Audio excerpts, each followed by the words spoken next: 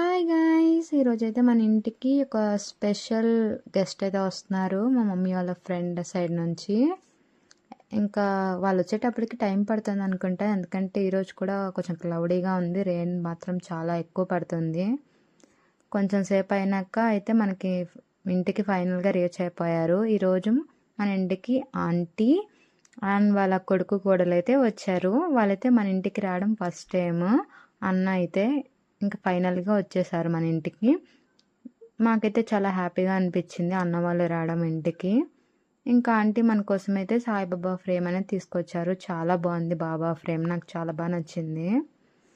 And sister అయితే చాలా బాగా మాట్లాడుతున్నారు. తనకి నేనంటే చాలా ఇష్టం. ఇంకా అక్కకి అయితే కొన్ని స్నాక్స్ అయితే ఇచ్చేసాము. ఇంకా వచ్చారు కాబట్టి వెల్కమ్గా. అండ్ కూల్ డ్రింక్ కూడా ఇచ్చాము. తర్వాత అయితే మనం అలా కూర్చొని కొంచెం మాట్లాడుకున్నాం. ఇంతలో తమ్ముడైతే ఫంక్షన్కి వెళ్ళి వచ్చాడు. ఫుల్గా తడిచిపోయాడు వర్షంలో మాత్రం. వెళ్ళేటప్పుడు అంత లేదు కానీ వచ్చేటప్పుడు చాలా ఎక్కువ పడిందంట.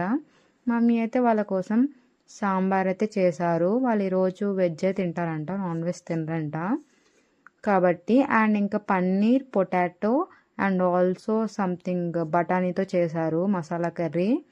అండ్ ఇంకా సాంబార్ కాంబినేషన్గా ఆలు పొటాటో ఫ్రై అయితే చేశారు. చూసారు కదా, చాలా బాగా కుదిరింది.